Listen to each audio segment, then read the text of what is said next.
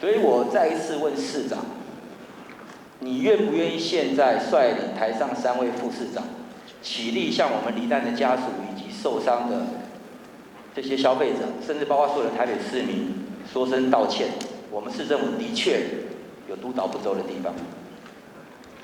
愿意，我觉得我们的确是要，我刚才讲过，我们的确这个在检查制度上有漏洞。所以市长，你可以跟3位副市长起立，跟市民们觉得我们真的有做不够好的地方，诚挚的表达歉意，然后我们将来精进。啊，我觉得我们愿意向所有的市民，我们会更加努力，也跟大家致歉。我先谢谢市长还有3位副市长，大家辛苦了。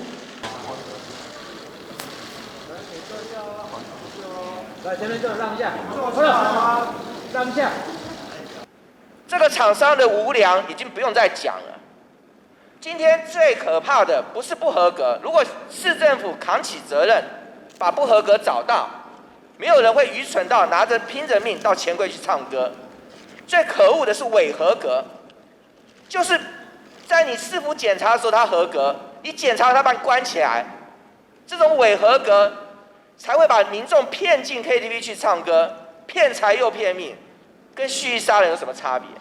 而我也要讲市府的责任在哪里，就是市府的背书的这个伪合格啊！你知道市民为什么进去唱歌？你都完全没检查，我还会想一想说，哎呦，你这 KTV 是不是有危险？你检查完跟我讲他合格，2年都跟我讲合格，哪一个市民会怀疑今天柯文哲，怀疑台北市政府的检查是有公信力的？这些枉死的民众是相信市府的检查的合格。现在个案部分，我觉得责任把它理清楚以外，市府到现在不肯道歉，我觉得跟猎台生有什么差别？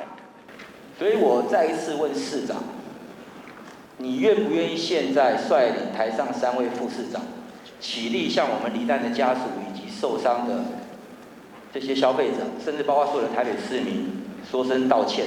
我们市政府的确有督导不周的地方。愿意，我觉得我们的确是要，我刚才讲过，我们的确这个在检查制度上有漏洞。所以市长，你可以跟3位副市长起立，跟市民们觉得我们真的有做不够好的地方，诚挚的表达歉意，然后我们将来精进。